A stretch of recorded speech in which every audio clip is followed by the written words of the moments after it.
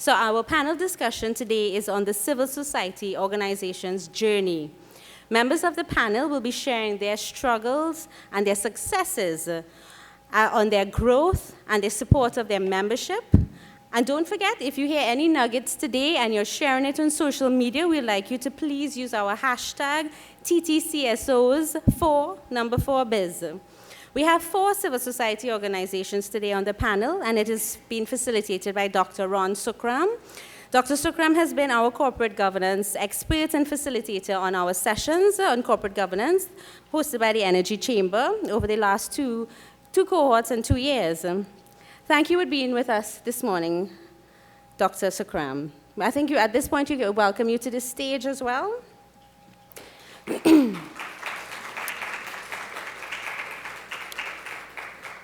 Thank you, Ron. We are excited to have this esteemed group as our panel, and I know we will all learn and have some takeaways again from this session. We start the discussion with a few questions from our moderator, Dr. Sukram, and then we open the floor to our very interactive audience and questions. If you have a question, you can write it down, take notes in your package, has some papers, and our mic runners will come to you as previously. So at this point, I'll invite to the panel Dr. Ramesh Ramdeen, CEO of the Trinidad and Tobago Manufacturers Association. Dr. Dax Driver, President and CEO of the Energy Chamber of Trinidad and Tobago. Ms. Darylyn Smart, Executive Director and Chairperson, Tobago Agro-Processors Association. Welcome, Tobago.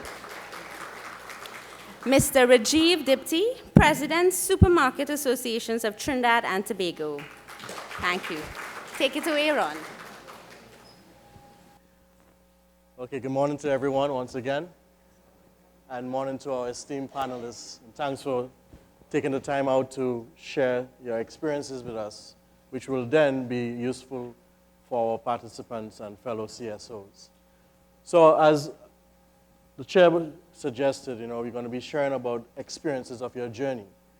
And for the 4 organizations here, you are relatively seen as huge, successful, and therefore making important impact and contributions to Trinidad's development and Tobago as well. So I wanted to start out by asking each one of you for your respective organization to share with us very briefly what your journey has been like to have reached this successful point in your organization's history. What are the key challenges that you would have faced, and maybe how you would have overcome them? 2 or 3 of those 3 challenges, each of you. Let's start with Dax. Okay. There was a slide which I asked. I wonder if you could put the slide up, because that was a little bit about the journey. Yeah. Okay, so the Energy Chamber, I know we're seen as sort of this very big organization and financially successful, but we weren't always. So on that side there, you can see, in the mid-90s, our revenue, our gross revenue was under $300,000 TT dollars a year. Now it's up above 21 million. Okay, it grew very significantly. When I joined the chamber, our revenue was under 2 million. We had to earn that income. That's why success is earned. You have to earn the right to be successful. No one gives you money. Okay, we weren't the Energy Chamber then. We were the South Chamber. We changed how we did things, and we took a strategic focus on the energy sector, and we earned that right. I'm saying earned because the pie chart shows that our membership subscription, so what the membership, we have 400 member companies, what they pay us, that only accounts for about 10% of our revenue. The other 90% of our revenue is things which we have to go out every day and earn the right to make that money. The key things we do, we have a big conference every year, which is very successful, financially successful. I mean, TTMA similarly has their TIC, so I think it's something which we both have in common, one big sort of signature event for the year. But then there's a lot of other things we do as well. We do a lot of training. We have something like 15,000 people come through our doors every year for a really basic certification of their HSE knowledge. Okay? $200 per person, so not a big amount of money, but they come through and they do that. So you have a big turnover of people. So that's the core of our learning center income is through that. And then we certify companies. So we actually certify, on behalf of the industry, companies' HSE management systems. These are all things we had to build and develop. No one came and said and gave that to us. The government didn't come and tell us that they want us to do this. We had to make a decision. This is something that the industry needs. So there's 3 key things I would say that you need to do as a civil society organization to try to, if you want to be in a similar path with this. 1, you have to concentrate. 2, you have to compensate. And 3, you have to innovate. So the first one on concentrate. You need to have a strategy which puts you onto 1 or 2 issues. You cannot try to do everything. It's a big problem which I think a lot of CSOs face, is that they're constantly trying to, people come up with ideas and they're constantly trying to do all these various things, and your advocacy program ends up with 20 different things on it. But you can't cope with 20 different things. So you have to really concentrate down onto a few things. So we took a decision that at any time there are 6 advocacy issues that we can tackle. 6, because that means that once every 2 months at the board meeting, every other board meeting, you can discuss one of them, okay? Throughout the year, okay? Yeah, each opportunity comes up with 12 board meetings that you're going to get a chance to discuss those issues, okay? So that's concentrating. You've got to concentrate on a few things, and that's having the right strategy. Compensate. You've got to, if you want to have a successful CSO, you have to have paid staff. And this is just the reality of it. You cannot run CSOs from volunteers alone, okay? You need volunteer boards to come up with the ideas, but you have to find a way of having you have to build the ship as you're sailing it, because you have to try to raise the money, but you have to employ people to do that. And you've got to have people whose job it is to run the organization. It cannot be somebody who's doing it other things, and they're trying to also run the organization part-time, and then they get in a conflict about can they, as an individual, make that money from that thing that they're trying to do, or is it the organization? No, you can't have any of that stuff going on. You've got to have clarity, and you've got to have people whose job it is. So I'm employed full-time by the chamber. There is nothing else I do. I do not do any side gigs or any side deals. I work for the chamber, okay? So you've got to compensate staff who work for that organization. So that's concentrate. And then innovate. You've just got to think of new and different things to do the whole time. You've got to come up with things that are needed. You've got to do that, you have to start always with the mindset of membership value. What do my members need? And you've got to show your members the value in what you're offering them. Otherwise, people will not buy your services. People are not going to give you money for no reason. You've got to show value to your membership. That means you've got to know your membership. You have to be close to what the issues are which they're facing. You have got to be in constant communication with them, and you've got to then see what they need. And then you've just got to have a mindset which is innovative. And every time you do something, you think, okay, how can I do that again better? So that continuous improvement, trying to make those little innovative changes as well. So I'll give an example. We, like a lot of the other big, so AmCham does it and TT Chamber does it, and we used to do it, a big glossy magazine, okay? Looked really nice. We went out and we did some market research. Looked lovely. No one read it, okay? Nobody read it. They said, yeah, I see it. It looks nice, but I haven't read it. Even our board members didn't read it, okay? So we said, oh, God, okay. So what are we trying to communicate? It looks nice, but it doesn't do anything. So then we happened to come up. There was actually a communications guy who we'd been talking with, and he said, oh, why don't you do a newspaper instead? So we got rid of the magazine, and we started doing a newspaper. Why is the newspaper better? Because we hand out thousands and thousands of them, but people getting on the water taxi, going up from San Fernando to Trinidad. They're in the food court in Atlantic Plaza and other places. So people pick them up and they read them. And they don't mind, they'll read it while having a cup of coffee in the rituals or wherever, and they'll throw it away. And that's okay, but it means people actually are seeing our message, and it gets your message out there. So that's about innovating, doing something different. And you've got to constantly be doing that and come up with the new ideas. But I think you need staff to do that. So you have to compensate people to work for the chamber or the association if it wants to work. So that's my 3 things. So concentrate, compensate, and innovate. Underlying all of that is membership value. And underlying all of that at the bottom is corporate governance. Sure. Because if you want to pay people, you've got to make sure that when you start to earn revenue, you've got to have everything in place to be able to people to trust you that you are looking after their interests properly. So in short, Dax, you take a very business-like approach to a non-profit organization. Oh, yeah. So that you can ensure your sustainability. That's right. Thank you. Mr. Bagel. Well, for us, we started in 2012. Actually, we were challenged by the Supermarkets Association at that time. They came to Tobago and they held a workshop called Doing Business with the Supermarkets. And a lot of us went to this workshop, and they were talking about some of the issues that they had in the agro-processing industry, and when persons come to them with their products, what are some of the challenges that they have, and so forth. So at that workshop, I was very excited. I said, so he made a call for us to form ourselves into an association so that we can deal with some of the issues.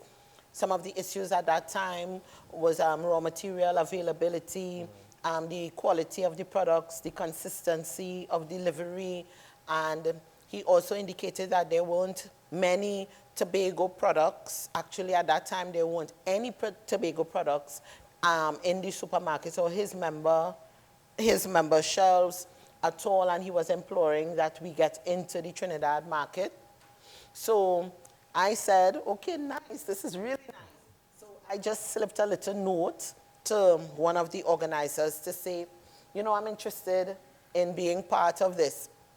And at the end of it, they gave me back my note along with all of the other notes and said, well, this cannot be done through public sector. It has to be private sector driven. So you take all the notes and do something with it. And do something with it. And since 2012 to now, I'm trying to still do something with all of the notes. But from that time to now, one of our major issues, like he's talking about advocacy, and we decided that we would focus on the raw material supply aspect by liaising and having relationships with the Tobago Agricultural Society. We also addressed some of the issues of quality by bringing in persons to talk about the food safety systems like Brenda spoke about. We started to talk about we started basic food safety. And then we went into GMP, good manufacturing practices. So we had collaborative support from Kariri.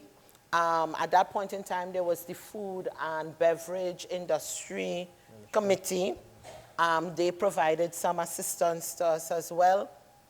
So we started to look at the quality. We started then to look at the labeling. We introduced our members the whole idea of the barcodes and the nutrition labels, how to make our products stand out in terms of labeling by not only adhering to our local standards, but adhering to international standards. Because we have to pay for our label. You have to pay for the label to be designed and that sort of thing. Why not do a proper label that meets an international standard? So when you do a label, you do a label. So we got a lot of the members to redo labels. We went through a whole series of branding.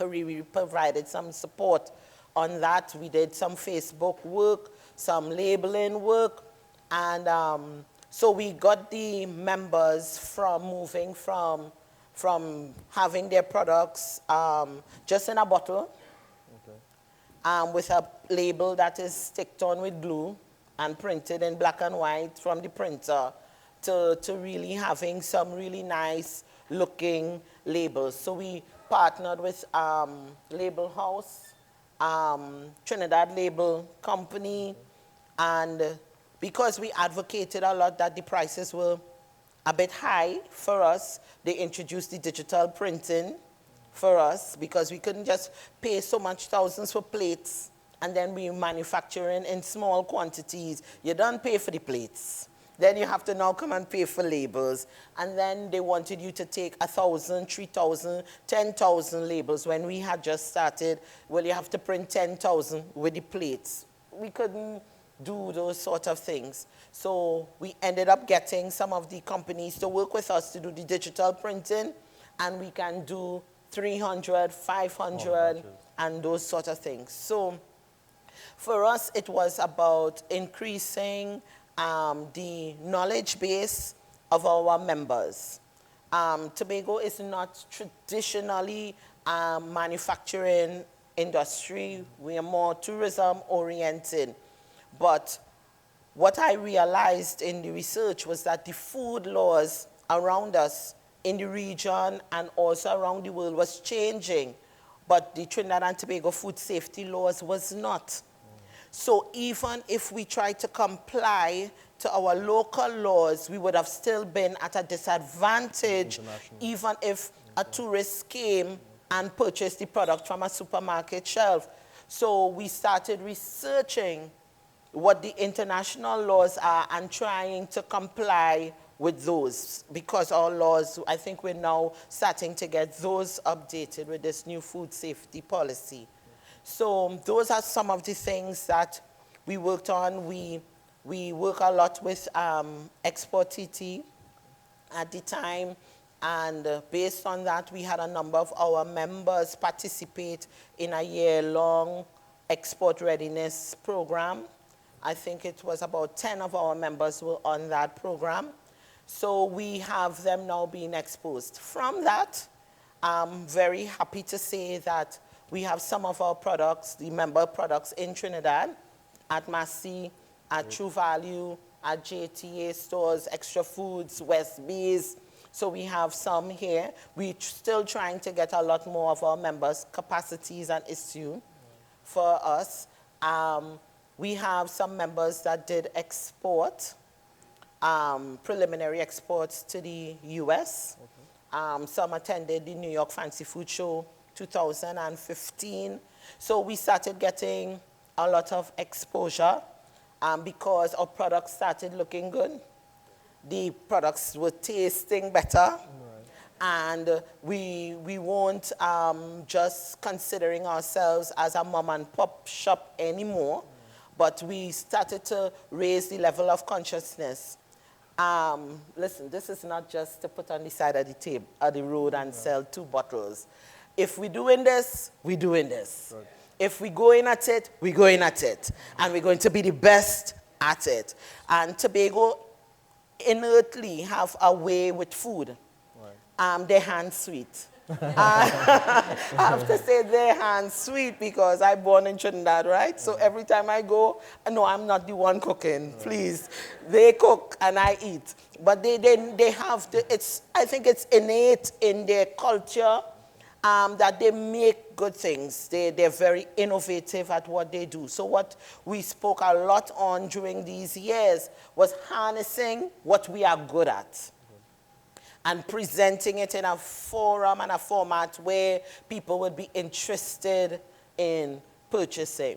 So now we have members who are now looking at getting their own factory spaces. We're now importing machinery from China and that sort of thing, trying to build capacity and reduce the cost of production levels so that we can be a little more competitive. So even though we can't come to chief price, at least we can come to a price that the market will accept. And I'm hearing some similarities to the Energy Chamber. Yeah. The concentrate on innovation. Yes. You know, that's very interesting, which is a nice time to bring into now the Supermarkets Association. Well, a lot of the themes that we're exploring here today that Dax would have spoken about, darling, I mean, it runs across the veins of our associations as well. I mean, desire, innovation. I mean, when I joined the Supermarket Association, that was about 3 years ago. I haven't been with them the length of time, but I remember, I think it was William Passad at that time. Yeah, Mr. Passad, that's right. And he's a big advocate of that kind of thing. Yeah. We would have chatted about that. And 3 years ago when I joined the association, now, I've always looked to the Energy Chamber, to the TTMA. These guys are pillars of references for associations that want to get and the potential of growing out to capacities. But when I joined them, they were in relatively, you know, bad shape. We had a lot of work to do internally. I found that just like I listened to Mr. Dax, you know, corporate governance is a synonym for structure. You need to have proper structure in your organizations, vertical and horizontal. You can only have so much volunteer staff. There needs to be dedicated staff. Compensation. They need to have, they need to have the desire to really make SATT or the Energy Chamber or TTMA their life, their work, their commitments, their passions. If you have a mission and a vision in your association, what you need to be able to do is to transmit that, first of all, to your structure, and then to your staff. And they need to be able to be able to make that happen. If you cannot do that, you should not be, you know, at the top of the chain. But the reality is, when we started to do our work and whatnot with the association, we ran into a lot of challenges with the structure. I realized that his desire was a bit limp. So what we decided to do is we innovated our structure. We made a lot of changes. Now, change is a particularly painful process. Restructuring could cause some kind of catharsis. You know, people don't like change. When you like change and you're doing restructuring, you run into some bumps along the way. Now, once you have the desire and you surround yourself with persons, and I have to say this again, if you have a structure and you are filling positions, do not just fill people into those positions. Make sure they can perform the role that is assigned to them. Because that is very important. I'll give you an example. You can have a treasurer, but if he's not actively producing reports, doing audits, making sure that events, items are budgeted for, where everything is so that you know how you're running your organization efficiently. You know, supermarket owners in the past, there's been an evolution of the industry. We've gone from, you know, parlor shops, shopkeeping style to, we see these modern offerings now. And there's a huge story to tell there, because in that whole thing, we've tried to work with a number of cross-sectional bodies to try to achieve capacities for our members. The thing about it is, they have to want to see the desire of what the supermarket association could do for them, instead of just lobbying against, you know, people in the supply trade, or there's so much opportunity for them to develop and to realize greater efficiencies, more capacity in trade, more margins, more for their businesses, better representation. And this is where we're finally getting to right now in the industry. We've been working with a number of different boards. We've been working with Darlin, we've been working with NAMDEVCO, we've been working with a number. Like Doc said, you don't try to achieve too many things at the same time. You have to have an agenda that you can stick to. Yes, you need to be able, listen, I want to achieve these 2 or 3 things for the year. If we could achieve some more, that's great. But we want to make sure that there's a minimum scope for what we could be doing, and we don't fall short of that. Ideally, you want to be able to innovate as well. We've been really trying, you know, different things in the association to achieve different outcomes. I would say that our vision in the long run, as a national association, we want to be at the level of perhaps the Energy Chamber one day, but we realize that it's in increments. You can't just get there overnight. You really have to work with it, and you have to set out a plan for succession, because that is something past administrations in our association have not done. You have to build on what was there before. You can't just come in and say, listen, I'm going to do this. But you have to make sure that certain things are there to be able to set up good leadership, because good leadership is essential. If you don't have good leadership and you don't have good help and you don't have a proper mission and vision, you don't really have much. Which echoes the last point Dax made, you know, the governance. Yes. Underneath everything. It really is a synonym for structure. You really need to have that structure, and people need to respect the structure. Yes.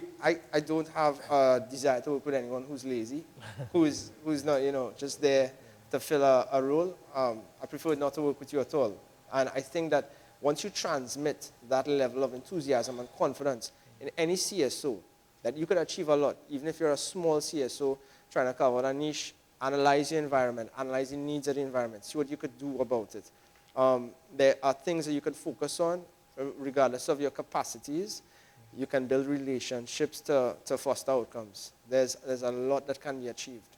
Great. Yeah. So now invite Ramesh to talk about the experiences of the TTMA. I don't know what more I can add to what was already said. That's one challenge after speaking to the presenters here. What I would endorse everything that is said.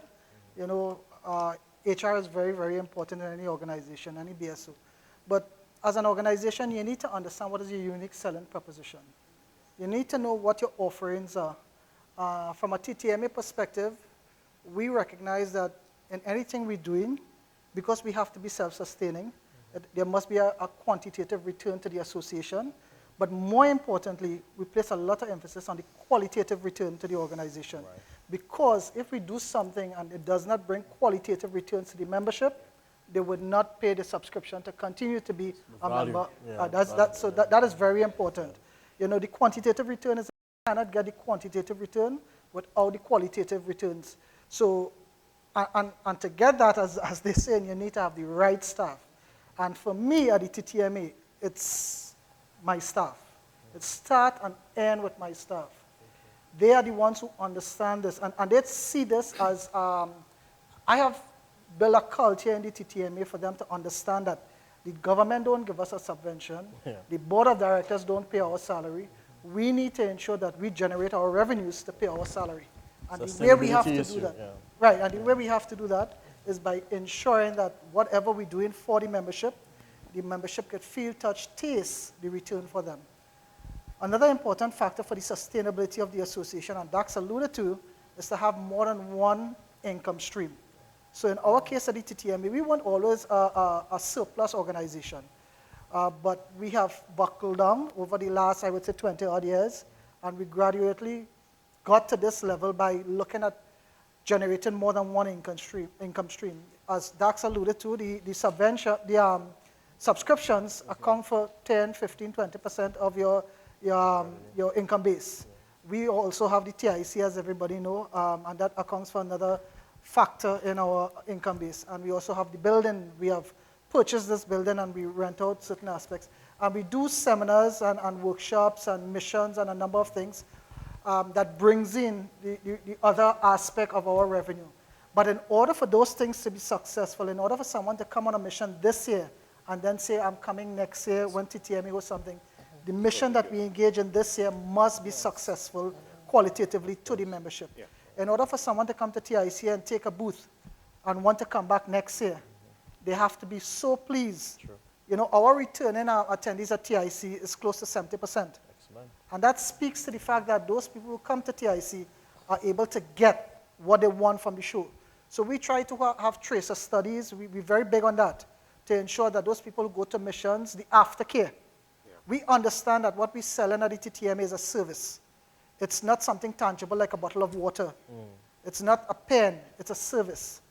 And how we separate ourselves from the other service providers is something that we sit down and strategize in order for us to, I tell my staff, measure what you do, not against any other organization, but against your last engagement. So measure what you do. So next year, when you're doing this, don't measure it against what the chamber did or what the supermarket. Measure it against what you did and improve upon that. Okay. And we must set that kind of target for ourselves. So the takeaway is endorsing everything that Dax talk about advocacy, talk about HR, talk about planning and strategizing, but ensure that you understand your unique selling proposition and you get buy-in from your stakeholders in that regard.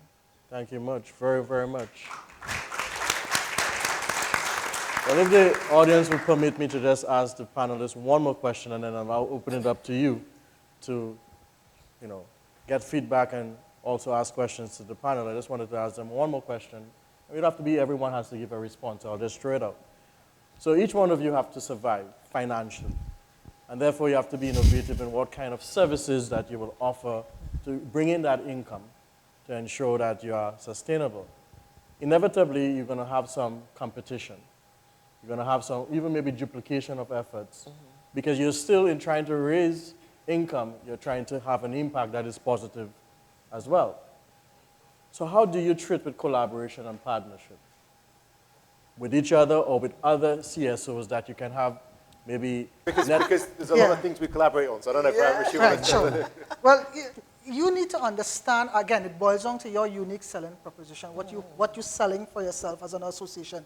But we, as a private sector body or group of people or whatever, however you want to, we need to understand the power that we have.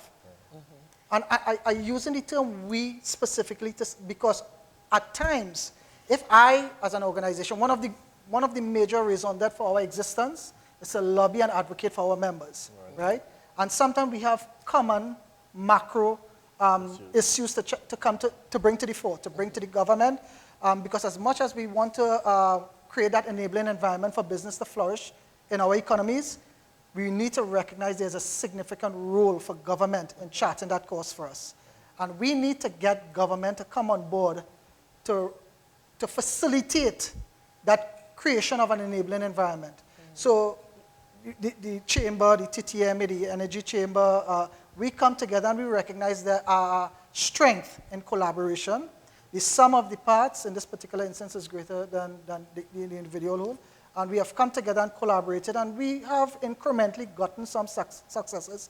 But at the same time, we are able to represent our our constituencies, specifically when they ask us to do that. And there may be some not collaboration, some Tension? overlaps. There may be some overlaps at times, but at the end of the day, if we are able to achieve a macro good, the returns is much better than if we try to do it on our own. I will say that, the value proposition is extremely important because what you're offering, at the end of the day, that's why you have an association.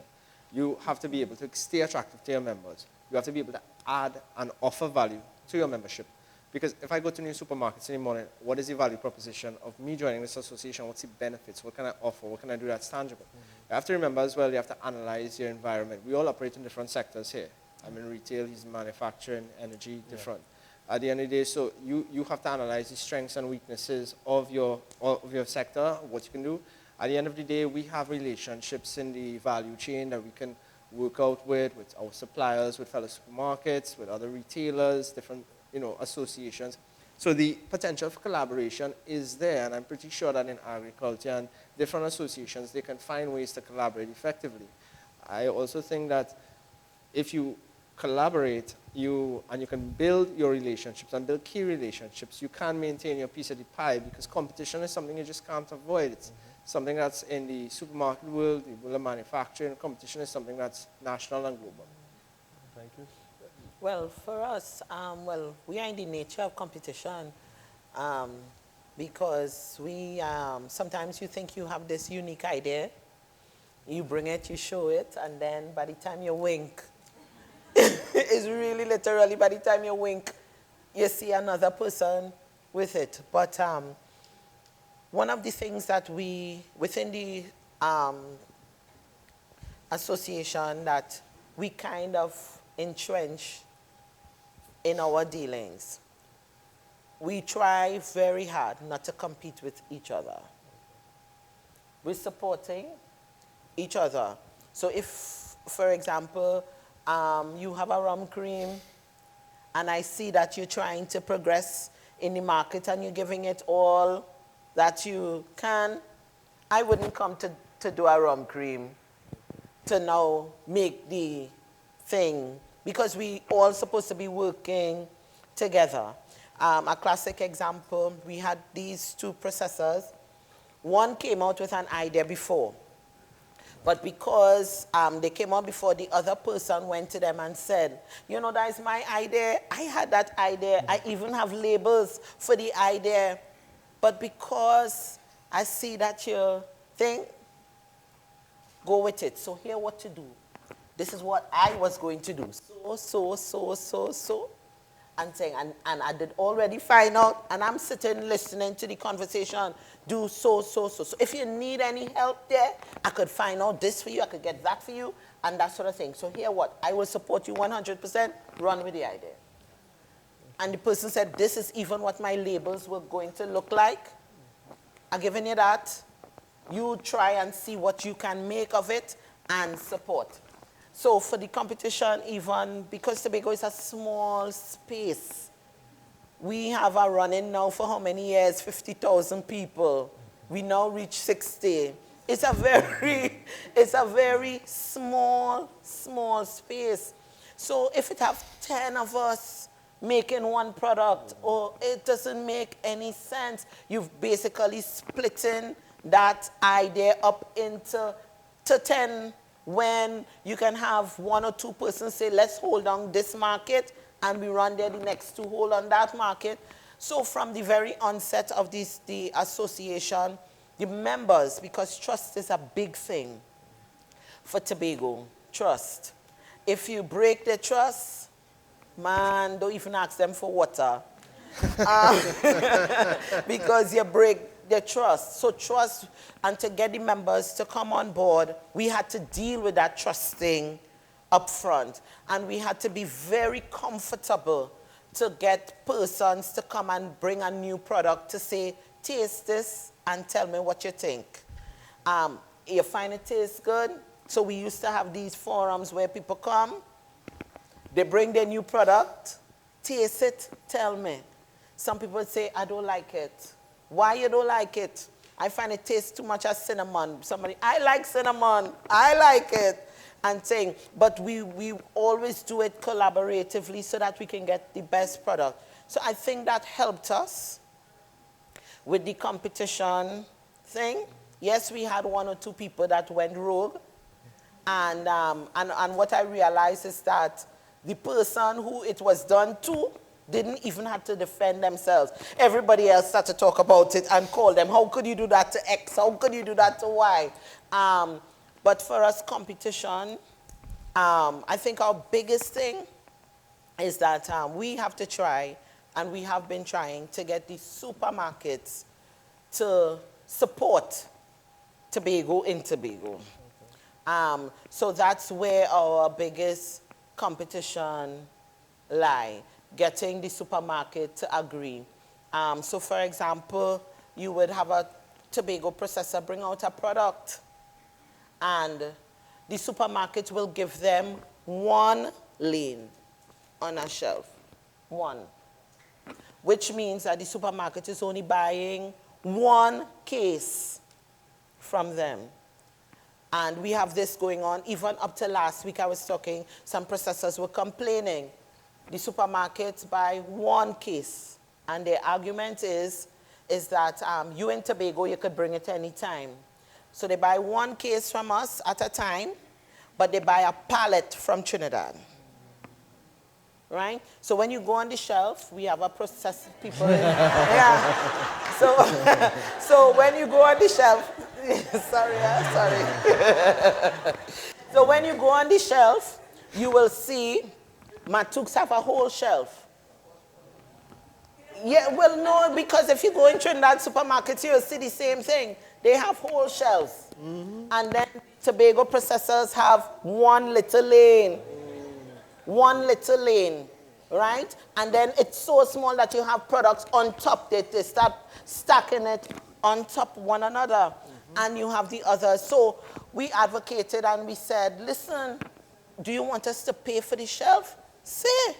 If you want us to pay for the real estate, say, no, we don't do that here. We don't do that here. But yet when you go to the supermarket, you see different things. So those are some of the things. So they actually do bring our competitors, and they are have more shelf presence than us. So we're trying with the supermarket owners, please, just give us a chance. We can't be running down to the supermarket every week to deliver a case. Mm-hmm. If you give us a pallet and you store it, it will give us time to focus on his supermarket. But every minute, every minute you're running down, I want 1 case. You go and you put it on the shelf, 1 case, and then you have to wait 30 days for the 1 case money. It's a good thing that particular issue could be taken as a good discussion. So that is it for us. That is how our competition comes to us. When we're ready to put it out in the market, we have our Trinidad competitors having more shelf space than we who reside there do. It's a real problem, I understand. It's finally, certainly that- something to look into in Tobago, Darren. Well, I just to sort of to sort of build on that point, I think that sometimes for CSOs, you think that you're focusing on the wrong competition. But sometimes you think that another CSO is your competition, but in fact your competition might be Facebook for what Yeah. you're trying to Yeah. do, or it might be so. My biggest competition when I took over the South Chamber was a conference which was organized by a for-profit British event management company which was held in Trinidad called Caribbean Energy. Okay? We said, well, we don't want this. That's the competition. That's our competition. My competition wasn't the TT Chamber or AmCham. That was the competition. And so every year they put their conference on, and we then saw what they did, and we beat them. We beat them because we were better. So that's how you win in a competition. You're better than the competition. Yeah. Something which is of more value and something which just meets people's needs. We looked at our price point. We kept ourselves cheaper than they were. We looked at, at everything that we did to make ourselves better. And I think that one of the things that I really believe that we don't do enough of in Trinidad is we don't say, we sometimes say, well, that's good enough for Trinidad. But it's the same point as the labeling. No. This has got to be, why can it not be the best? Yeah. Okay? The best. Why can't it be the best in the entire world? Yeah. So I want our conference to be, not to be as good as a conference in the UK or in the US. I want it to be better than the conference in the US and the UK. And that's the benchmark we try to set ourselves. Yeah. I don't we meet it, but that's every year we try to say we want to be better. We want to be better. Yeah. There's no reason why we can't be the best. So I think the competition thing is sometimes don't just look at the other CSOs as your competition. Look at other things you might be competing with. Yeah. On the collaboration point, I would say that the important thing is to collaborate selectively. Collaborate with people, with another organization where you think there's a value for your membership through that collaboration. Don't collaborate just for collaboration's sake. Collaborate when you think there's a value for your membership. And that one of the big things that will be is make sure that there's alignment in the core values between the organizations you're collaborating with. If you don't think there's an alignment with the core values, then don't do it. Okay? So make sure that alignment is there, and that comes back to the corporate governance and back to transparency. That's why it's important for CSOs to be really transparent about, for example, we put our annual accounts on our website. Anybody who wants to do business with us can go and download our audited accounts, because I want them to know that we are transparent and we do things right. And so we would always look to collaborate with somebody who we felt had the same values. So between Ramesh and so TTMA and ourselves, there's a trust. So if one of my members calls me about an issue to do with a port, I say, well, if you're a member of TTMA, call Ramesh. He knows this better than I do. Or I will call Ramesh and say, hey, Ramesh, this is happening. How do we deal with this? Because that sort of trust exists there between you. So yeah, you do sort of compete. I mean, I look at TIC and say, how are they doing? Are they doing well? And have they got some good ideas? And, oh, God, I like the way they did that. So you take ideas from each other. We're sort of competing to an extent, but you collaborate on the core things that you think are important, where it gives your members value. Okay, thank you so much for that and for everyone's contribution so far. Now you have the pleasant opportunity to ask the panelists questions that you may have.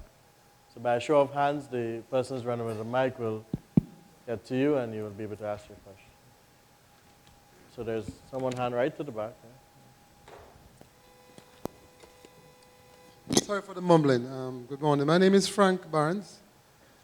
First, I just want to commend Dr. Driver for presenting that image to us in terms of the visual of the growth of the energy chamber. My question is, though, there is a significant growth between 2004 to 2014. Jim Collins would call it the flywheel effect. What was the small initiatives that were taken in 2004 that realized that growth? But then, between 2014 to now, it has been very moderate. So it's like 1.8 million per year for 10 years, and then about 400,000 per year for the last 5 years. So you spoke about concentrate, what's the second one? Compensate. Compensate And innovate. Innovate, all right? Was that the message then, or is that the message now? What's the strategy? Thank you. So the period of rapid growth was when we started doing some of the additional programs that we have, particularly the certification program, Safe to Work, which is quite a big chunk of our revenue, and then started that first, and then the Learning Center was like a big new thing which we hadn't done before. So that certification of the individual workers. So those are two things which really drove that accelerated growth. The conference grew rapidly as well. But that was more every year sort of innovating and trying to make it a little bit better. We hit one of the problems with the conference is we hit the limit of the physical limits of the Hyatt Hotel. We can't, so we sell out all of our trade show. I heard that the Hyatt is too small. Yeah. So you sort of get a bit constrained by that. We also, I mean, just to be very honest about the environment, energy sector has been in a lot of problems since 2015. Global prices have been down. A lot of issues faced the industry. You saw we dipped in 2015. But then, even though the sector in Trinidad has continued on a downward path, basically, I mean, up until this year, we started to grow again because we refocused on what our members were asking us for. And we're looking at other opportunities. I'd like to be able to get back to that rapid growth again, but there are some things which we're thinking about which might help us with that. But those are things which we have to strategize around, and there are other things which you can try to do which brings value to your membership in a wider context. I think one of the interesting, and I sort of almost wanted to ask Brenda this from her experience around Africa, Caribbean, Pacific, and visiting various places.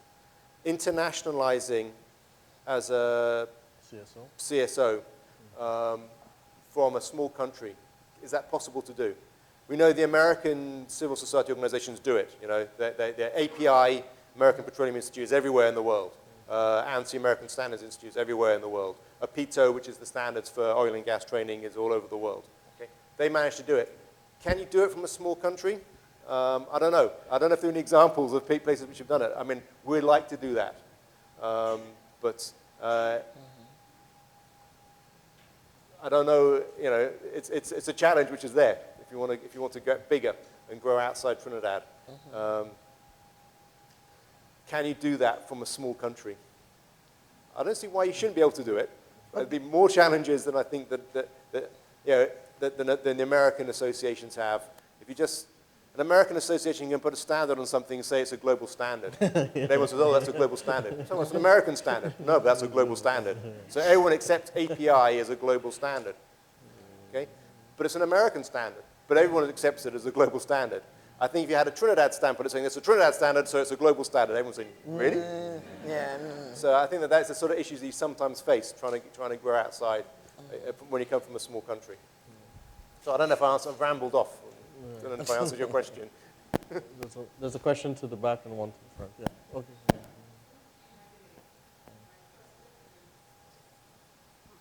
Hi, good day. Are you hearing me now? My question was really geared towards Dr. Ramdeen, who spoke specifically about unique selling proposition. And it also extends to the rest of the panel in terms of getting that buy-in. Okay, you mentioned about focusing on what you're selling yourself. And also I would like to find out, how do you really tackle the issue of enabling environment, creating that enabling environment and getting the buy-in from members, or even the starting point with members? Well, the first thing you need to understand is not always the unique buying proposition, but it's your selling proposition as well. You need to know what you're selling. And you can't just pull out of a hat what you think your membership would want. Yeah. It has to be demand-driven. So, for example, if we want to do a mission next year, we poll the membership. We do that background work. We try to figure out, what are the needs of the membership in certain countries and present all this data for them. And then depending on which one they decide, then we work towards engaging that process on their behalf. So it's a whole question of understanding the needs of your membership. It makes no sense that we going into a negotiation, for example, and trying to protect aeroplanes being produced in Trinidad and Tobago. We have no manufacturer of aeroplanes in Trinidad and Tobago. Or it makes no sense, hypothetically here, we're trying to protect water when the water industry wants the market to open up. So we need to understand what are the companies in the embryonic stages, for example, what their needs are. There may be other companies who are very, very competitive and want to operate in an open market environment because they want to look outwards for their production. So you have to find out exactly, it's not the secretariat, it's not the board of directors, it's not what we want for the membership, but what the membership wants. So our real task is to find out what the membership wants and then start working to achieving that goal for the membership. I don't know if I answered the question. Or how we work, right. So at the end of the day, I mentioned, ultimately the government have to chart the course to create the enabling environment in Trinidad and Tobago. But what we do as an organization is that we lobby extensively to let the government know what needs to be done. Now, in many instances, there's a big divide between what we want to get done because our operatives is driven by economics, basically. Government is driven by politics at times, and there's a divide that exists. Yeah. So we have to get the government on board. And I think I made a point earlier, and that is we need to understand, we collectively, all of us need to understand the strength of the voice of the private sector in Trinidad and Tobago. And until we understand that, because the government has to do what we want them to do for us. Far too often is a handed-down approach, and that's not the right way to engage the process. So if we work with the government and tell them what needs to be done and agitate for that to happen, we will have a better custom operations. We will have border agencies working optimally, port efficiencies working optimally, chemistry, food and drugs, bureau standards. And these things, if they're working optimally, would help create that enabling environment that we speak to. Yeah. Thank you.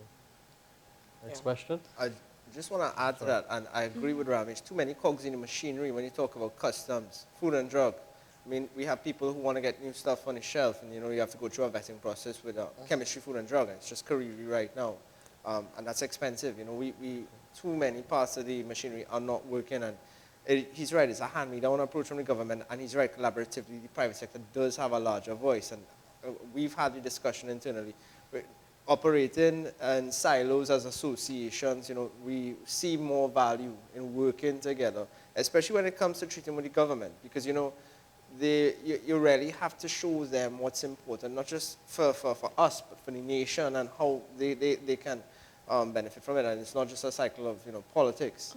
And to answer Dak's question a bit, you're saying, could an association from a small country, well, we've been having this conversation on and off the table about a Caribbean supermarket association for a very long time, because local conglomerates here have footprints right down the islands. So you look at the potential for it. I mean, I had a discussion earlier this year with a representative from the Department of Agriculture, the U.S. Department of Agriculture, and we were talking about the food fairs and the buying shows, and we were looking at the calendar for this year, doing different things, and then I said to him, what if we could get some of the islands, some of the companies, if we could get some of the buyers to come to do a local show in Trinidad. So, that's an interesting proposition, So we were exploring it. We were trying to look at the potential to get people from the other islands to participate. It's still at a very exploratory stage, but, it's an avenue for potential when it looks at small associations getting out there, so. Good morning. My name is Julia Haripasad. I'm currently a student in the Bachelor of International and Sustainable Business here at Lockjack.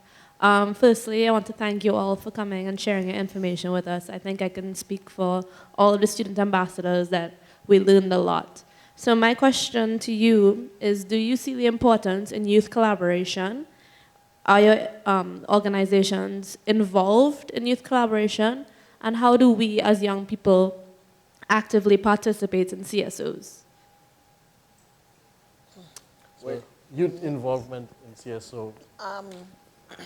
Yes, there is a major youth, especially youth and agriculture, youth and agro-processing. I believe, I wear those hats. I mean, energy and manufacturing may have their views, but I believe that that collaboration can be a very dynamic one for the future of Trinidad and Tobago, and especially in food security, as we're having food security issues right now. Whether our association is having any active involvement with youth, not at this time. I mean, we did some things in trade fairs at schools so that students can know that there are alternatives to job earning employment as an agro-processor and being an economic development stimulus for Tobago. But in terms of pointedly or strategically, that may be something we'll be looking at probably 2020 into 2021 for our association. In dealing with youth, I would say that the tenacity of the youths to really collaborate. I mean, we all did flood relief last year in different capacities. These kids showed up. They said they were from the Sixth Formers Association. I said I didn't even know the Sixth Formers had an association. And since then, they assisted us on that. After that, we assist them with literacy drives if they needed new stuff, educational materials, that kind of thing. So we worked with them and one or two others that showed up. But I think it's good for youths to really be driven to take the initiative to come and really see what they could provide and what we could do for them in that regard. So we have an opportunity for 2 more questions before that. Well, I just should say, so from the energy chamber point of view, yeah, obviously we're collaborating. I mean, we're collaborating here. I mean, so this is something which we're involved in doing. In terms of with youth, with school children, we do through the Heroes Foundation. And so every year at our conference, we've started this collaboration with the Heroes Foundation, bringing school children into the conference. And then the other sort of, I wouldn't say it's a youth, but it's dominated by young people, something called the I Am movement around climate change. And we've worked very closely with them because what we realized is that they are much better at communicating those issues than we are. So we took a lot of data to them and said, look, here's all the information. Can you put this together in a way which people are going to, younger people are going to understand it, or not so much understand it, people can understand it, but are going to respond to it and going to interact with it. So that's an example of a sort of collaboration we've had to achieve a specific objective around educating people around climate change. Thank you. So I said 2 more questions. Good morning, everyone. My name is Jenny Lynn Bailey. I must put it out to Ms. Smart that maybe the unreliability of the sea transport, that is why they're probably buying a pallet at a time. So maybe that is something to be worked on. That's in the realm of politics. So I'll leave that alone. Okay. But both Dr. Driver and Dr. Ramdeen spoke about knowing your membership, and I was very pleased to hear Dr. Ramdeen talk about HR being important. My question to Mr. Dipti, when you talk about changes in the supermarket industry, I wondered why think about making small changes, incremental changes, because sometimes the changes have to be big, because we talk about innovation today. And you may have different supermarket owners, small ones, large ones, etc. And knowing your membership, maybe and having your vision, it might be better, I don't know, to take a big leap as opposed to the small changes. My question there is, why aren't most supermarkets going on board with the United Nations Sustainable Development Goals, particularly number 13 on climate action? Why aren't they going on board with recycling and reusing? I'm sorry that SwimCall wasn't here today, but I attended a seminar right here with SwimCall, and they were promoting, reuse, refuse, recycle. And to me, it's all tied in again, because I remember as a child going to the grocery, we used to get paper bags. And some people used to make their own bags out of the flour sack and take it to the supermarket. Why it is that we are still endangering the environment in one way, but we are saying that we want to sign on to the Sustainable Development Goals. As I see at the Central Bank, they have a picture there of all the goals that they have signed on to. Well, I think we touched on a lot of issues there, from the minimum wage to recycling. I mean, so let me go one at a time, right?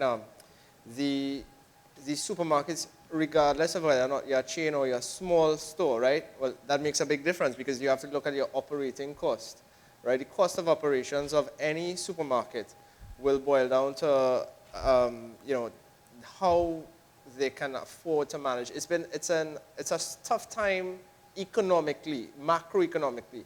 You have to understand that people have less money to spend right now, and that they will discriminate the spend disposably as they see fit.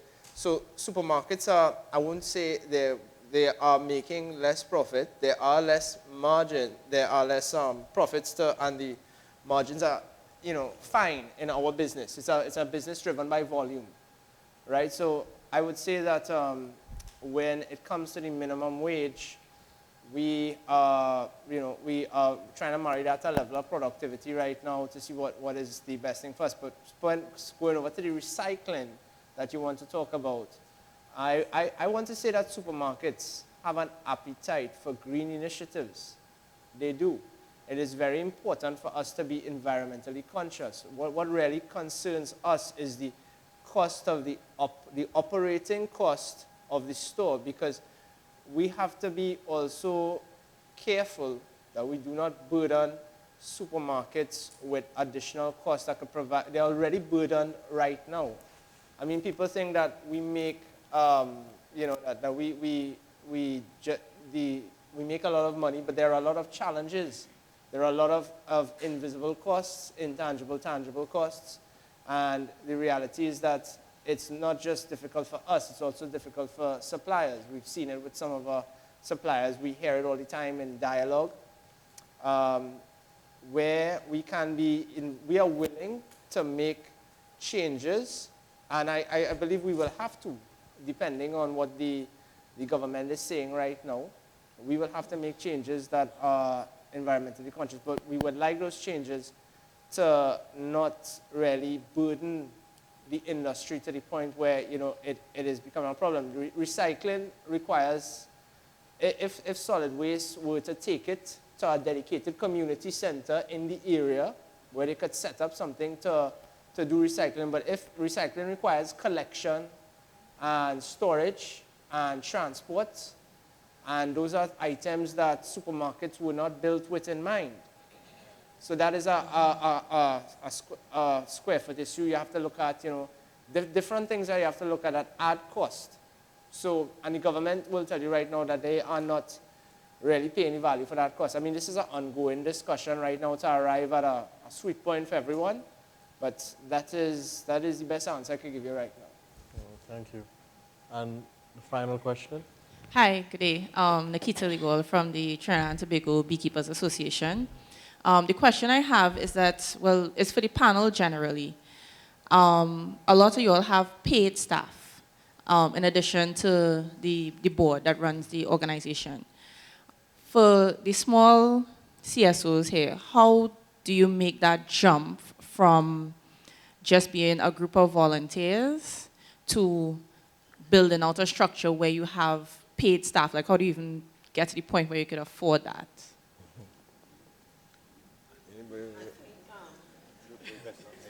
Yeah. I think Mr. Takirian. No, not Takirian. Sorry. Wrong name. Sorry. Dax. I think Dax made mention of that when he was talking about the jump on the thing. He spoke a lot about additional revenues to be able to cover the costs of the.